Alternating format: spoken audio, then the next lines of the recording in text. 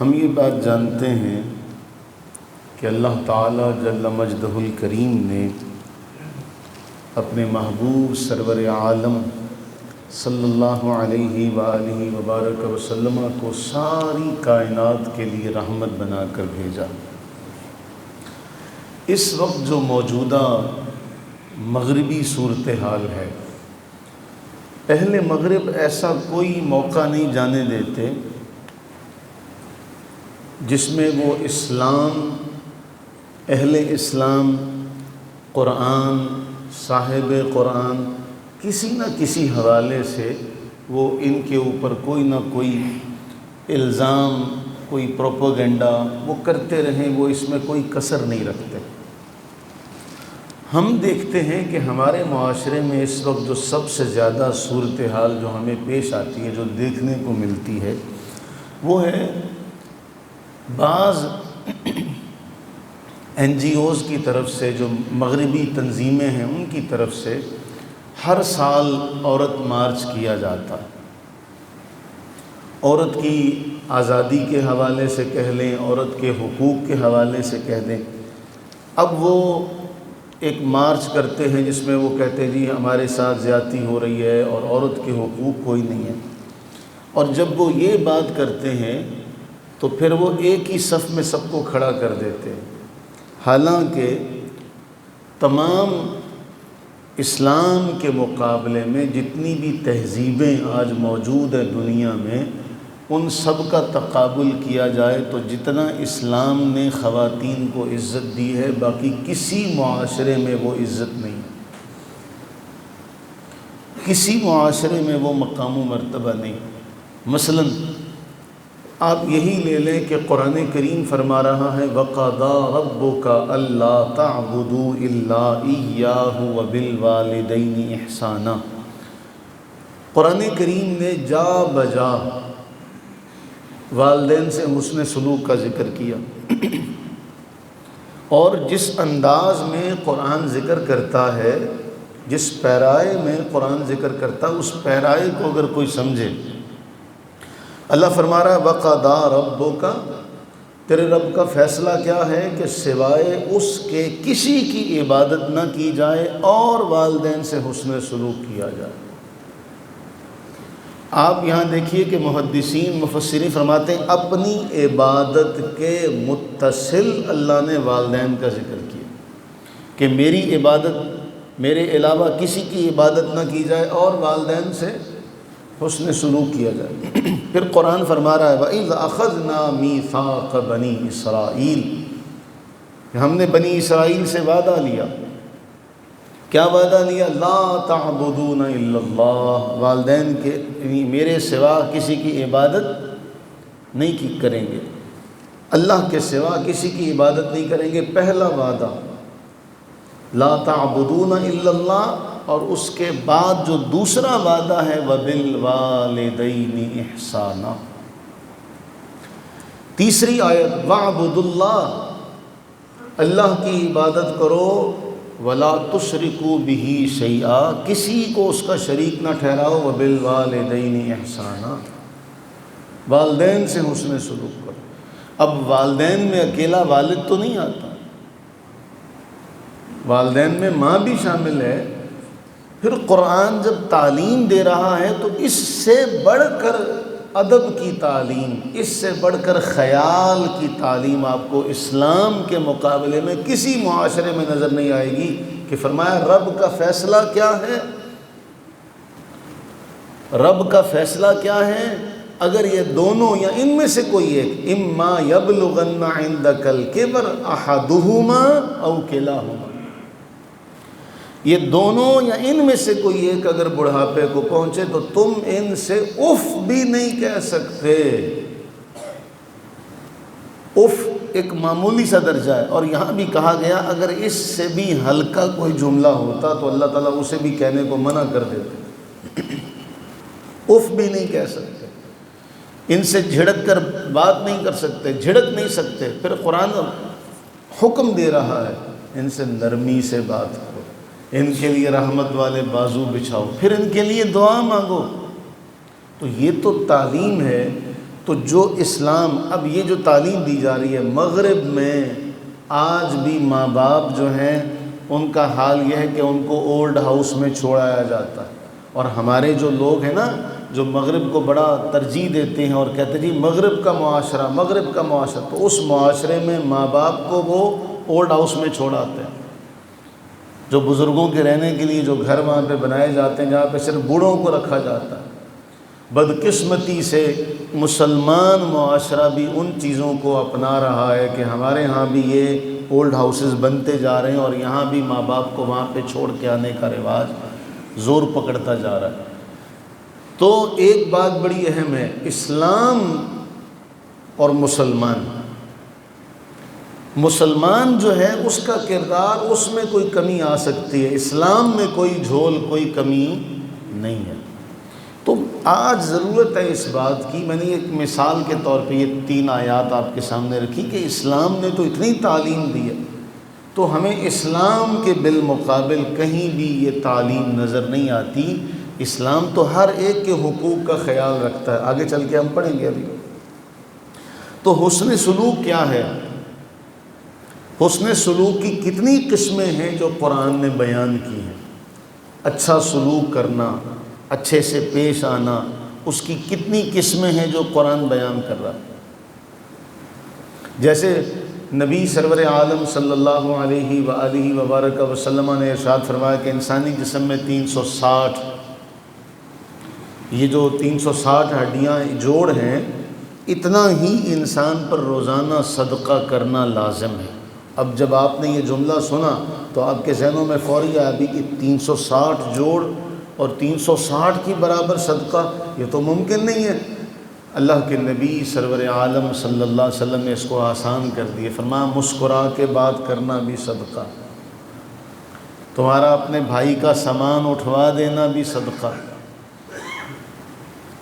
کسی کو نیک بات، خیر والی بات کہہ دینا بھی صدقہ.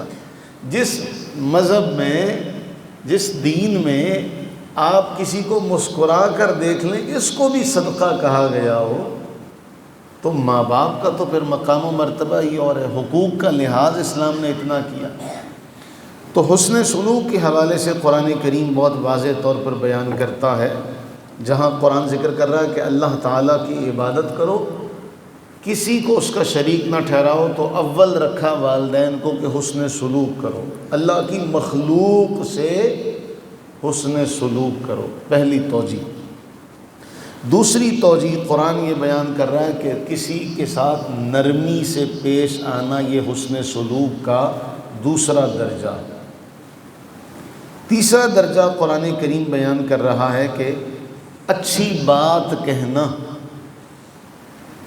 اچھی بات کہنا یہ بھی حسن سلوک ہے. پھر اس کے بعد قرآن کریم واضح طور پر بیان کرتا ہے کہ اپنے معاملے کو احسن انداز میں رکھنا ہر اعتبار سے. ان اللہ یأمر بالعدل والاحسان، یہ جو عدل اور احسان ہے یہ بھی حسن سلوک کی ایک قسم ہے. ہم دیکھتے ہیں کہ نبی سرور عالم صلی اللہ علیہ وآلہ وسلم جس معاشرے میں تشریف لائے اس معاشرے کو قرآن نے بھی بیان کیا. ہم نے اس سے پہلے بھی پڑھا، قرآن نے بیان کیا. اور نبی علیہ الصلوۃ والسلام جس معاشرے میں آئے، ابو الحسن علی ندوی نے لکھا کہ جو اس دور کا معاشرہ ہے جس میں رسول اللہ صلی اللہ علیہ وسلم تشریف لا رہے ہیں، ذرا اس دور میں چلتے ہیں. وہ فرماتے ہیں سارا مال مرد اپنا حصہ سمجھتا، عورت کو نہ ترکے میں سے کچھ ملتا، نہ ماں باپ اسے کچھ دیتے، نہ ترکے میں اس کو ملتا، میراث میں اس کا کوئی حصہ نہیں، ویسے بھی ماں باپ اسے کچھ نہیں دیتے. اول اس کے بعد دوسری بات یہ ہے کہ اگر کسی کا شوہر فوت ہو جاتا تو وہ تو فوت ہوا ہی تھا، جو اس کے پیچھے بیوی تھی الامان والحفیظ زبان پر لاتے ہوئے بھی یارہ نہیں ہوتا، ہمت نہیں ہوتی کہ اس کے اوپر جو چادر پہلے ڈال دیتا وہ اس کی ملکیت ہو جاتی. جو اس کے اوپر پہلے چادر ڈال دیتا وہ اس کی ملکیت ہو جاتی، کوئی تمیز نہیں ہے۔ اگر بیٹے نے بھی اس پہ چادر ڈال دی تو وہ بیٹے کی بھی منکوحہ بن جائے گی۔ یہ اس معاشرے کی ایک جھلک ہے۔ جس طرح باقی سامان منتقل ہوتا، یہ بھی ایک وراثتی سامان تھا جو منتقل ہوتا تھا۔ اس معاشرے میں نبی سرور عالم صلی اللہ علیہ وآلہ وسلم نے عورت کی 3 حیثیتوں کو بہت واضح کیا۔ اسلام نے یہ 3 حیثیتیں، نمبر 1، عورت کو بطور خصوصی ماں کی وجہ سے جو درجہ دیا۔ آپ جانتے ہیں کہ نبی سرور عالم صلی اللہ علیہ وآلہ وسلم سے ایک شخص نے سوال کیا، یا رسول اللہ صلی اللہ علیہ وسلم، میرے حسن سلوک کا زیادہ مستحق کون ہے؟ فرمایا تیری ماں۔ پھر سوال ہوا، یا رسول اللہ صلی اللہ علیہ وسلم، میرے حسن سلوک کا سب سے زیادہ مستحق کون ہے؟ فرمایا تیری ماں۔ تیسری بار بھی یہی سوال کیا، فرمایا تیری ماں۔ چوتھی بار فرمایا تیرا باپ۔ اب یہاں محدثین لکھتے ہیں کہ اللہ تعالیٰ نے باپ کی نسبت 3 درجے زیادہ ماں کی خدمت کرنے کا حکم دیا۔ ماں کون ہے؟ عورت۔ دوسری حیثیت ہے اس کی بیٹی کی۔ تو آپ یہ دیکھیے کہ نبی سرور عالم صلی اللہ علیہ وآلہ وسلم فرماتے ہیں کسی کے پاس کوئی کنیز ہو۔ اب یہ کنیز کا جو کنسیپٹ ہے اس کو سمجھنا ذرا ضروری ہے، تب یہ بات سمجھ میں آ جائے گی کہ پرانے زمانے میں انسان خرید و فروخت انسان کی ہوتی تھی، انسان خریدے بیچے جاتے تھے، منڈیوں میں بکتے تھے۔ اسلام نے آ کر ایسا دستور دیا کہ آج کہیں بھی عورت کی مرد کی منڈی میں فروخت نہیں ہوتی۔ جس کو آزاد کر دیا پھر وہ آزاد ہو گیا، ورنہ وہ غلام رہتا، اس کے بچے بھی غلام رہتے۔ تو جو عورت اور مرد ملکیت ہوتے، مرد کو غلام کہتے، عورت کو کنیز کہتے۔ تو نبی صلی اللہ علیہ وسلم نے فرمایا جس کے پاس کوئی کنیز ہو، اب وہ اس دور میں تو ان کے مالکانہ حقوق حاصل ہوتے تھے، اسلام نے فرمایا جس کے پاس کوئی کنیز ہے نا، نوکرانی ہے، اس کا حق ہے کہ اس کو تعلیم دے، اپنی کنیز کو تعلیم دے، اس کی تربیت کا اہتمام کرے۔ محدثین لکھتے ہیں کہ جو دین اپنی نوکرانی کے بارے میں یہ تعلیم دے رہا ہے کہ اس کو بھی تعلیم دو، اس کی بھی تربیت کرو، وہ بیٹی کے بارے میں کس حد درجہ تعظیم اور تعلیم کا حکم دیتا ہوگا؟ یہ تو بدرجہ اولا ہے۔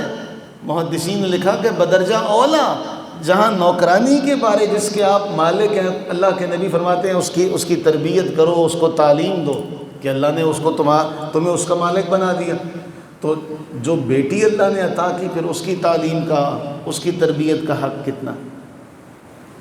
پھر نبی صلی اللہ علیہ وآلہ وسلم کا اپنا جو معاملہ ہے، سیدہ زاہدہ طیبہ طاہرہ فاطمہ الزہرا رضی اللہ تعالی عنہا کے ساتھ محبت کا معاملہ، آپ نے محبت کر کے دکھایا کہ بیٹیوں کا مقام و مرتبہ کیا ہے۔ پھر آپ کی جو نواسی ہیں سیدہ امامہ رضی اللہ تعالی عنہ، ان سے رسول اللہ اتنا پیار کرتے کہ آقا کریم رؤوف الرحیم صلی اللہ علیہ وسلم انہیں اٹھا لیتے اور اٹھا کر نماز پڑھتے، اپنے کاندھے سے لگایا ہوتا اور نماز ادا کر رہے ہوتے۔ جب سجدے میں جانا ہوتا، رکوع میں جانا ہوتا تو آپ اس کو نیچے اتار دیتے اور رکوع سجدہ کرتے، پھر دوبارہ اٹھا لیتے۔ یہ جو محبت ہے بیٹی سے، نواسی سے، اس دور میں، جب کہ وہ حدیث پاک کتنی مشہور ہے کہ نبی سرور عالم صلی اللہ علیہ وآلہ وسلم نے حسنین کریمین میں سے کسی کو بوسہ دیا تھا، تو ایک شخص نے کہا جی آپ، الفاظ وہی تھے، آپ بچوں کو چومتے ہیں، آپ بچوں کا بوسہ بھی لیتے ہیں۔ یعنی جس معاشرے میں بیٹوں سے بھی پیار کرنے کو لوگ معیوب سمجھتے تھے، وہاں اللہ کے نبی صلی اللہ علیہ وسلم نے ان کو بوسہ دیا، اپنا پھول قرار دیا۔ ایک تو ہے ان سے نسبت اور ان کا پیار والا معاملہ، دوسرا ہے لوگوں کو تعلیم دینا کہ لوگوں یہ ان سے محبت کی جائے گی، ایک رشتے کا ایسے پاس رکھا جائے گا۔ تو حضور نے فرمایا اللہ نے تیرے دل سے محبت نکال لی ہو، رحمت نکال لی ہو، تو میں کیا کروں؟ کتنا بڑا درجہ۔ تو اس معاشرے میں نبی علیہ السلام نے بیٹی کو یہ مقام دیا۔ تو دوسرا ہے عورت کا درجہ جو بیٹی کے حوالے سے ہے کہ نبی سرور عالم صلی اللہ علیہ وآلہ وبارک وسلم نے جنت کی ضمانت قرار دیا، بیٹی کو جنت کی ضمانت قرار دیا۔ پھر بطور بیوی اللہ کے نبی نے فرمایا الدنیا متاع، یہ دنیا کیا ہے؟ متاع ہے، فائدہ اٹھانا ہے یہاں سے۔ خیر متاع الدنیا المرأۃ الصالحہ او کما قال، اس دنیا کی بہترین نعمت نیک بیوی ہے۔ اس دنیا کی بہترین نعمت نیک بیوی ہے۔ تو بھئی اسلام نے جو عزت، جو رتبہ، جو مقام دیا، اس کا تو کہیں بھی نام و نشان نہیں ملتا۔ تو ضرورت اس امر کی ہے کہ ان چیزوں کو معاشرے کے سامنے رکھا جائے، یہ کتابوں میں دفن ہے۔ اب اس کے بعد آگے چلتے ہیں۔ ابھی جس طرح بھی ہم نے پڑھا کہ وہ ایک حدیث ہم نے پڑھی کہ کون تمہارے حسن سلوک کا زیادہ مستحق ہے۔ نبی سرور عالم صلی اللہ علیہ وآلہ وسلم نے فرمایا، اما عائشہ صدیقہ رضی اللہ تعالی عنہ بیان کرتی، جو شخص بیٹیوں کے کسی معاملے میں، اور میں کہتا ہوں بڑی مبارکباد کے مستحق ہیں وہ لوگ، بلکہ حضور سیدی سید الحسن شاہ صاحب سیدہ مجدو مثال دیتے ہوتے ہیں کبھی کبھی، کوئی ان سے کہے نا کہ میرے ہاں بیٹی پیدا ہوئی ہے، تو قبلہ شاہ صاحب فرماتے ہیں نہیں، یہ بیٹا ہے۔ یہ کیا ہے؟ بیٹا ہے، یہ بیٹا ہے۔ پھر شاہ صاحب مثال کیا دیتے ہیں کہ آپ کہو نا بیٹے سے کہ جاؤ بیٹے میرے جوتے لے کر آؤ، تو بیٹا جوتا پکڑے گا اور کہے گا وہ کوئی کپڑا مل جائے، اماں ڈسٹنگ والا کپڑا کہاں ہے، برش کہاں پڑا ہے؟ بیٹی سے کہو بیٹی جوتی لے کر آؤ، وہ جوتی پکڑے گی اور اپنے پلو سے اپنے باپ کی جوتی صاف کرے گی۔ تو شاہ صاحب فرماتے ہیں کہ یہ بیٹا ہے۔ اللہ سے دعا فرمائیں اللہ تعالیٰ اس خیر والے وقت کا صدقہ، یہ جو رحمت بانٹے جانے کا وقت ہے، اس کا صدقہ اللہ تعالیٰ سب کی بیٹیوں کے نصیب اچھے فرمائے۔ اللہ تعالیٰ ہماری بیٹیوں کے نصیب اچھے فرمائے۔ تو فرمایا جس نے بیٹیوں کے کسی معاملے کی ذمہ داری اٹھا لی، ان کی تعلیم تربیت کا اہتمام کیا، ان کو دھتکارا نہیں۔ آج ہمارے معاشرے میں کیا ہوتا ہے کہ بیٹا کام سے آ رہا ہے تو تربیت یہ ہوتی ہے گھر کی، بھئی بیٹا آیا چلو بھئی اس کو پانی دو۔ تو وہ بچہ جب اپنے معاشرے میں آنکھ کھولتا ہے، معذرت کے ساتھ جس معاشرے میں وہ بچہ آنکھ کھول رہا ہے، وہ دیکھ کیا رہا ہے کہ جب میں باہر سے آتا ہوں تو میری اماں میری بہن کو حکم دیتی ہے کہ بھائی کو پانی پلاؤ، بھائی کو کھانا دو، بھائی کی خدمت کرو۔ تو اس کے ذہن میں ایک بات بیٹھ گئی کہ یہ جو مخلوق ہے یہ مردوں کی خدمت کے لیے بنی ہے، کیونکہ اس نے جب آنکھ کھولی تو اس نے کیا دیکھا کہ میری بہن میری خاطر میں لگی ہوئی ہے، میری خدمت گزاری کر رہی ہے۔ تو جب بیوی آ جاتی ہے تو پھر وہ اس سے بھی یہی توقع کر رہا تھا، وہ کہتا جب میری بہن یہ کرتی رہی تو تم بھی یہی کام کرو۔ یہ معاشرے کا جو زوال ہے یہ کوئی 1-2 برس میں نہیں آیا، یہ 1-2 برس میں نہیں آیا، اس کے پیچھے کئی سالوں کی ہماری غفلت ہے۔ نبی سرور عالم صلی اللہ علیہ وآلہ وسلم کے بارے میں احادیث کی کتابیں اٹھائیں، آپ کی ازواج مطہرات کہتی ہیں حضور علیہ السلام گھر میں آتے تو گھر کے کام کاج کرتے ہمارے ساتھ۔ ہم کب تک یہ اسلامیات میں پڑھتے رہے کہ نبی سرور عالم صلی اللہ علیہ وآلہ وسلم اپنے کپڑوں کو خود ٹانکا لگا لیا کرتے تھے، اپنی جوتی کو خود مرمت کر لیا کرتے تھے، پڑھتے رہے نا۔ بولیے، کتابوں میں آتا رہا نا کہ آپ یہ کام کر لیتے تھے، تو نبی سرور عالم صلی اللہ علیہ وآلہ وسلم کو خود یہ کام کرنے کی تو حاجت ہی نہیں تھی، آپ کو اللہ نے بیویاں عطا فرمائی تھی۔ تو اگر ہم اس بات کو سمجھیں تو ہمارے لیے اس میں بہت بڑا سبق ہے کہ دین نے، اسلام نے جو مقام و مرتبہ دیا وہ کیا ہے۔ تو فرمایا جس کو اللہ نے بیٹیاں عطا کی اور وہ بیٹیوں کے اس معاملے کی ذمہ داری لے لے، ان کو دھتکارے نہیں، ان کو ڈانٹے نہیں، تو یہ بیٹیاں اس کے لیے دوزخ کی آگ سے بچاؤ کا سامان بنے گی۔ ضمانت ہے، سرٹیفکیٹ ہے آپ کے پاس۔ کہیں بھی بیٹے کے لیے حضور نے یہ نہیں فرمایا، کہیں بیٹے کے لیے نہیں فرمایا کہ بیٹا جو ہے وہ تمہارے لیے جہنم کے آگے آڑ بن جائے گا۔ اور اللہ سے دعا فرمائیں کہ اللہ تعالی ہمارے بیٹوں کو بھی نیک بنائے، ہماری بیٹیوں کو بھی نیک بنائے۔ ہم قرآن سے چند ایک باتیں سمجھتے ہیں۔ اللہ تعالیٰ قرآن کریم میں جب یہ بات بیان فرما رہا ہے، اور یہ پورے قرآن میں اسی آیت کو خطبے کے لیے منتخب کیوں کیا گیا؟ ہمارے ہاں خطبہ نکاح پڑھا جاتا ہے، اس خطبے میں یہ آیت پڑھی جاتی ہے۔ یہ جو خطبہ حاجت ہے یہ نبی صلی اللہ علیہ وسلم سے ثابت ہے۔ اب اس پورے قرآن سے الف لام میم الحمد سے لے کے والناس تک اس آیت کو منتخب کیا گیا، اور اس آیت میں اللہ تعالیٰ کیا فرما رہا ہے؟ یا ایھا الناس، اے لوگو اپنے رب سے ڈرو، خلقکم من نفس واحدہ، جس نے تمہیں ایک جان سے پیدا کیا، وخلق منہا زوجہا، اور اسی جنس سے اللہ نے اس کی بیوی کو پیدا کیا۔ گویا اللہ تعالیٰ نے جب تخلیق کا ذکر کیا تو اللہ تعالیٰ جل وعلا نے صرف مرد کا ذکر نہیں کیا بلکہ اللہ نے عورت کا بھی ذکر کیا۔ اب اس سے آگے چلیں، ایک اور بڑی بات، اگر قرآن کو سمجھ کر پڑھا جائے تو قرآن کے آنے سے پہلے نا معاشرے میں یہ بات مشہور تھی، آدم علیہ السلام کو تو اماں حوا نے بہکایا تھا، معاذ اللہ ثم معاذ اللہ۔ آدم علیہ السلام کو اماں حوا نے بہلایا پھسلایا تھا۔ آدم علیہ السلام تو وہ شیطان کی بات میں نہیں آئے تھے، تو معاشرے کے اندر یہ بات مشہور تھی۔ اب جس معاشرے میں لوگوں کے ذہنوں میں یہ بات ڈال دی جائے کہ باب آدم نو بھی،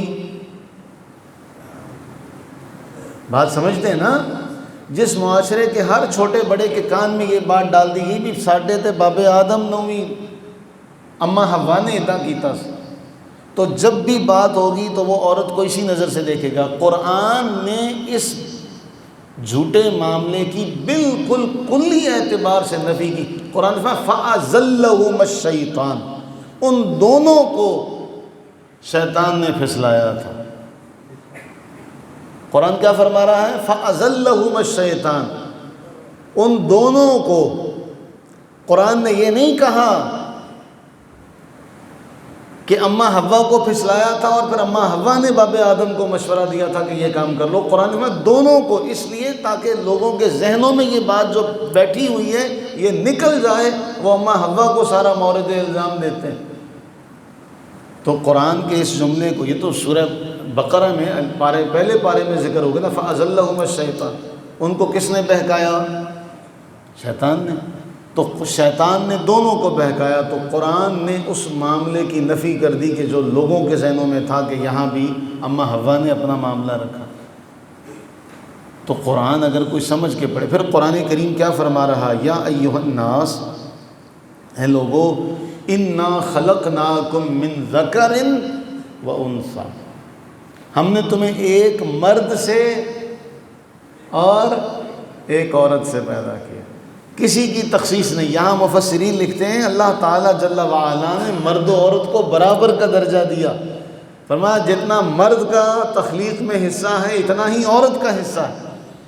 آگے پھر قرآن اس کی مزید وضاحت کرتا، پھر قرآن کریم بیان کرتا من عمل صالحا، سنو، جو بھی نیک کام کرے گا، من ذکر او انثی، اللہ نے پیدا کیا ہے، مرد کو بھی مرد کس نے بنایا؟ اللہ نے۔ عورت کو عورت کس نے بنایا؟ ہم اپنی مرضی سے تو کچھ بھی نہیں بن سکتے تھے، ہماری کیا اوقات ہے۔ اللہ تعالیٰ جل وعلا فرما رہا ہے جو بھی نیک کام کرے گا، صالح عمل کرے گا، وہ مرد ہو یا عورت ہو، ایمان والا ہو، ہم اس کو پاکیزہ زندگی دیں گے۔ تو قرآن کریم نے جب نجات کی بات کی، اجر کی بات کی، تو پھر قرآن کریم نے دونوں کو ایک برابر سا مقام و مرتبہ دیا۔ اچھا، پھر ہم دیکھتے ہیں مذہبی اعتبار سے جب ہجرت کا معاملہ آیا نا تو لوگ دعائیں کرتے تھے۔ اب وہاں ایک معاملہ ہوا کہ وہ ام سلمہ، ام المومنین ام سلمہ کہتی ہیں یا رسول اللہ صلی اللہ علیہ وسلم، قرآن میں عورتوں کی ہجرت کا کہیں ذکر نہیں ہے، مردوں کی ہجرت کا ذکر ہے، عورتوں کا کہیں ذکر نہیں ہے۔ تو اس موقع پر یہ آیات مبارکہ نازل ہوئی، فاستجاب لہم ربہم، اللہ نے ان کی دعائیں سن لی۔ پھر پورا قرآن نے بیان کیا نا، وہ جو مکہ معظمہ میں دعائیں مانگا کرتے تھے کہ یا اللہ ہمیں اس ظلم سے نجات دے دے، ہمارے ساتھ یہ معاملہ فرما لے، اور پھر اللہ فرما رہا ہے سنو، میں کسی کا عمل ضائع نہیں کرتا، خواہ وہ مرد ہو یا عورت ہو۔ ام سلمہ کہتی ہیں کہیں عورت کا ذکر نہیں ہے، تو اللہ نے دعا کی قبولیت کا بیان کرتے ہوئے یہ بات واضح کر دی کہ کہیں مردوں کو یہ نہ لگے کہ صرف دعائیں ہم مرد ہی مانگا کرتے تھے۔ فرمایا نہیں، اللہ نے سن لی ہیں دعائیں مردوں کی بھی اور عورتوں کی بھی، تاکہ مردوں کو یہ بات پتہ چلے کہ نہ صرف ہم ہی شامل نہیں ہیں۔ پھر آپ آگے چلیں تو ام سلمہ رضی اللہ تعالی عنہ اور دیگر بعض صحابیات نے عرض کیا ہر جگہ مردوں کا ذکر ہے۔ اب ہم نے جتنی آیات پڑھی ہیں ان سب میں اللہ نے مرد اور عورت دونوں کا ذکر کیا۔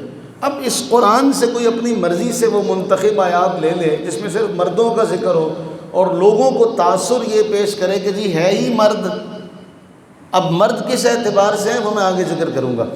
جب یہ بات ذکر کی کہ اللہ تعالیٰ ہر جگہ مردوں سے خطاب فرماتا ہے، عورتوں سے کہیں خطاب نہیں ہے، تو پھر ابن کثیر نے لکھا کہ مردوں کا ذکر تو اللہ تعالیٰ ہمیشہ اچھائی سے کر رہا ہے، عورتوں کا اچھائی سے ذکر کہاں پر ہے؟ اللہ تعالیٰ نے اس موقع پر یہ آیات بینات نازل فرمائی، ان المسلمین والمسلمات، مسلمان مرد اور مسلمان عورتیں، مومن مرد اور مومن عورتیں، عبادت گزار مرد اور عبادت گزار عورتیں، سچ بولنے والے مرد، سچ بولنے والی اونچی، صبر کرنے والے مرد، صبر کرنے والی عورتیں، اللہ تعالیٰ سے ڈرنے والے مرد، اللہ تعالیٰ سے ڈرنے والی عورتیں، صدقہ کرنے والے مرد، صدقہ کرنے والی عورتیں، روزہ رکھنے والے مرد، روزہ رکھنے والی، اپنی شرمگاہوں کی حفاظت کرنے والے مرد، اپنی شرمگاہوں کی حفاظت کرنے والی، ذکر کرنے والے، اللہ تعالیٰ کو کثرت سے یاد کرنے والے مرد اور اللہ تعالیٰ کو کثرت سے یاد کرنے والی عورتیں۔ جہاں مرد کا ذکر ہوا اس کے ساتھ اللہ نے اس صفت میں عورت کا ذکر علیحدہ سے کیا، اور پھر فرمایا اللہ نے سب کے لیے، ان سب کے لیے اللہ کا ایک وعدہ ہے، اللہ نے ان سب کے لیے مغفرت تیار کر رکھی ہے، اللہ نے ان سب کے لیے اجر عظیم تیار کر رکھا ہے۔ اب آگے چلیں، نبی سرور عالم صلی اللہ علیہ وآلہ وسلم سے سوال ہوا، یا رسول اللہ صلی اللہ علیہ وسلم، مرد جہاد پر چلا جاتا ہے، مرد جہاد پر چلا جاتا ہے، عورتیں جہاد پر، ان کے لیے اس طرح کا معاملہ نہیں ہے۔ اب ہمیں تاریخ میں جو ملتا ہے، جو ہم نے دیکھا اس دور میں کہ نبی سرور عالم صلی اللہ علیہ وآلہ وسلم میدان جنگ میں ہیں اور ان کی جو دیکھ بھال کا انتظام ہے وہ خواتین نے رکھا تھا۔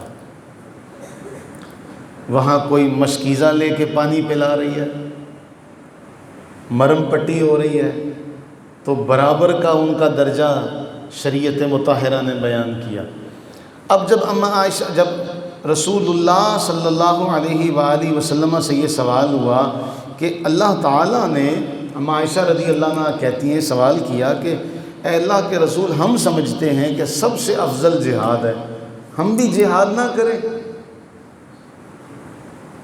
ہم بھی تلوار لے کر نہ نکلیں؟ اللہ کے نبی علیہ السلام نے فرمایا نہیں، حج تمہارے لیے جہاد ہے۔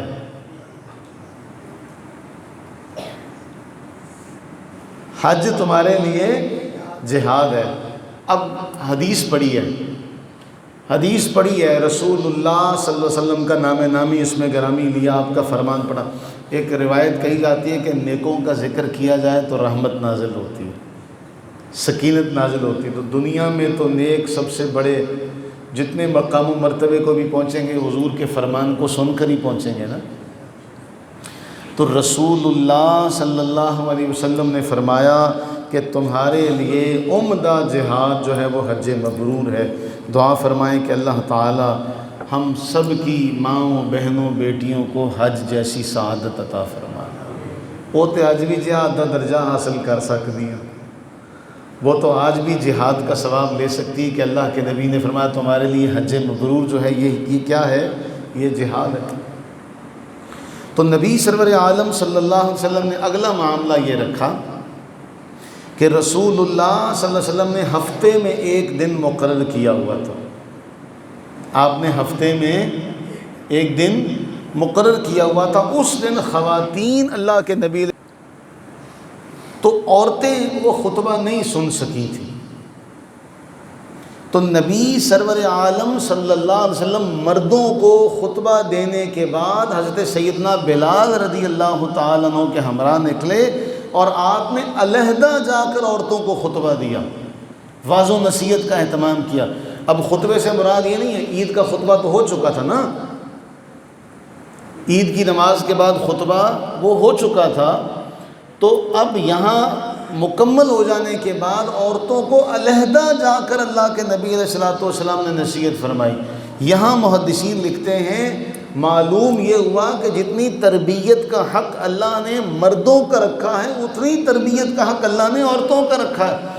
اور یہاں اللہ کے نبی علیہ السلام نے ان مردوں سے یہ نہیں کہا کہ تم نے سن لیا، تم نے ساری بات کو سن چکے ہو، تم جا کے اپنے گھر والوں کو بتا دینا، نہیں۔ اللہ کے نبی علیہ السلام نے مردوں کو تعلیم دینے کے بعد علیحدہ عورتوں کو جا کر خطاب فرمایا، آپ اس سے ذمہ داری اور نزاکت کو جان سکتے ہیں۔ یہ ہو سکتا تھا نا، اللہ کے نبی علیہ السلام عید پڑھا کے خطبہ دے چکے ہیں اور آپ مردوں سے کیا کہتے بھئی میں نے خطبہ دے دیا، عید ہو چکی ہے، اب جنہوں نے یہاں پہ خطبہ سنا ہے وہ جا کے اپنی گھر والیوں کو بتا دیں۔ تو کیا ممکن تھا نا؟ بولیے، یہ بات ممکن تھی، سارے جا کے بتاتے۔ اللہ کے نبی علیہ السلام نے اس ذمہ داری کو کسی کے اوپر نہیں ڈالا، خود جا کر پھر عورتوں کو واعظ و نصیحت فرمائی اور انہیں صدقہ کرنے کا حکم دیا۔ تو یہاں سے معلوم ہوتا ہے کہ نبی سرور عالم صلی اللہ علیہ وسلم نے اس حوالے سے علیحدہ تعلیم دی ہے۔ اچھا، اب وہ جو بات میں نے کہی تھی کہ کس بنا پر یہ درجہ ہے، الرجال قوامون علی النساء، کہ اب یہ جو درجہ ہے نا مردوں کو، یہ صرف اس بنا پر ہے کہ خاندان کی جو حفاظت ہے، خاندان کی جو دیکھ بھال ہے، یہ مرد نے کرنی ہے۔ اس بنا پہ اللہ فرما رہا ہے الرجال قوامون علی النساء، کہ اب جو مرد ہیں ان کو عورتوں پر برتری ہے، اس اعتبار سے کہ یہ قوام ہیں، یہ عورتوں پر قوام ہیں، ان کے محافظ ہیں، ان کے نگران ہیں، ان کی دیکھ بھال کی ذمہ داری، ان کے خرچ کی ذمہ داری، ان کے نان نفقے کی ذمہ داری اللہ نے مرد پر رکھی۔ اس لیے اللہ تعالیٰ نے اسے درجہ دیا ہے۔ کس لیے درجہ دیا؟ یہ ان کی خبرگیری کرے۔ پھر ایک حدیث میں آتا ہے، اب آپ نے وہ حدیث تو کئی بار سنی ہے کہ نبی سرور عالم صلی اللہ علیہ وآلہ وسلم کی بارگاہ میں ایک شخص حاضر ہوا، جی میں جہاد پر جانا چاہتا ہوں، تو آپ نے فرمایا تیرے ماں باپ زندہ ہیں؟ اس نے عرض کی جی زندہ ہیں۔ تو فرمایا جاؤ جا کے ماں باپ کی خدمت کرو، یہی جہاد ہے۔ سنیے نا حدیث بات، اب یہ جو حدیث ہم ذکر کرنے لگے شاید آپ نے پہلے سنی ہے یا نہیں سنی. صحیح بخاری کی روایت ہے، نبی سرور عالم صلی اللہ علیہ وآلہ وبارک وسلم کی خدمت میں حضرت عبداللہ ابن عباس اس کے راوی ہیں، فرماتے ہیں کہ حضور کی خدمت میں ایک شخص حاضر ہوا، عرض کرنے لگا یا رسول اللہ صلی اللہ علیہ وسلم فلاں فلاں غزوے میں میرا نام لکھا گیا ہے، میرا نام مجاہدوں کی فہرست میں لکھا جا چکا ہے، میری بیوی حج کرنے جا رہی ہے. تو آپ سرور عالم صلی اللہ علیہ وسلم نے فرمایا تم واپس جاؤ اور جاؤ اپنی بیوی کے ساتھ جا کے حج کرو. نام کس میں لکھا ہے؟ جہاد میں، فہرست میں نام لکھا جا چکا ہے. اور حضور علیہ السلام کیا فرما رہے ہیں؟ جاؤ اپنی بیوی کے ساتھ جا کے حج کرو. معلوم ہوا کہ نبی سرور عالم صلی اللہ علیہ وسلم نے جہاد جیسے اہم معاملے کو بھی بیوی کی وجہ سے فرمایا کہ جاؤ جا کے اس کے ساتھ حج کرو. تو یہ باتیں سمجھنے والی ہیں کہ ہم جانیں کہ نبی سرور عالم صلی اللہ علیہ وآلہ وبارک وسلم نے اور اسلام نے کیا مقام اور کیا مرتبہ جو ہے خواتین کو دیا. تو ضرورت اس امر کی ہے کہ ہم ساری ان چیزوں کو سمجھیں اور دنیا کے سامنے رکھیں اور دنیا کو بتائیں کہ یہ مقام و مرتبہ ہے جو اللہ تعالیٰ جل وعلا نے خواتین کو دیا. اللہ تعالیٰ ہمیں سمجھنے کی توفیق عطا فرمائے. کل ایک معاملہ پیش آیا جو جمعے میں ہم نے ایک مسئلہ ذکر کیا، اس کی وضاحت پوچھی گئی. حضور سرور عالم صلی اللہ علیہ وآلہ وسلم کی ولادت جب ہوئی تو یہ کہا گیا کہ اس سال سب کو بیٹے عطا ہوئے.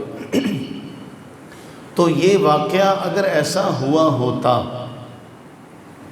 ایک سادہ سی بات ہے جو سمجھنے کی ضرورت ہے، اگر یہ ہوا ہوتا تو وہ پورا عرب کا معاشرہ اس سال کو یاد رکھتا. جس معاشرے میں بیٹی کو اچھا ہی نہیں سمجھا جاتا، اس معاشرے میں سب کو بیٹے ہو رہے ہیں. اگر ہمارے ہاں ہمارے خاندان میں کسی کو 2-3 کے ہاں اکٹھے بیٹے پیدا ہو جائیں تو وہ یاد نہیں رہ جاتا.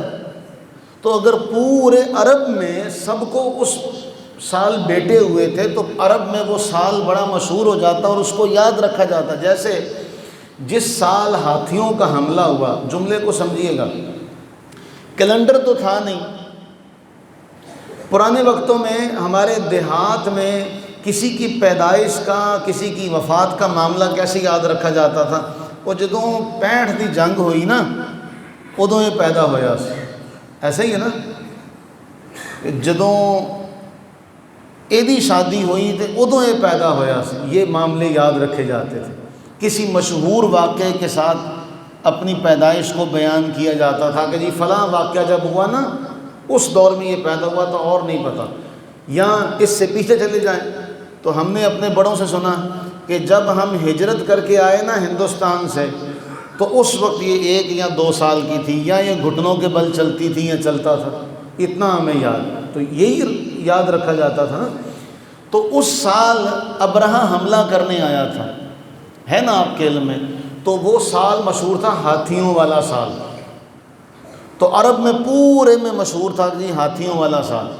تو اگر نبی صلی اللہ علیہ وسلم جب پیدا ہوئے اور سب کو اللہ نے بیٹے دیے تو یہ تو پورے عرب میں ایک یادگار واقعے کے طور پہ مشہور ہونا چاہیے تھا اور پھر لوگ اس کا ذکر کرتے. لیکن پہلے 100 سال، 200 سال، 300 سال، 400 سال، 500 سال، 600 سال، 700 سال، 800 سال تک ہمیں کسی محدث کی کتاب میں اس طرح کا کوئی واقعہ نقل کیا ہوا نہیں ملتا.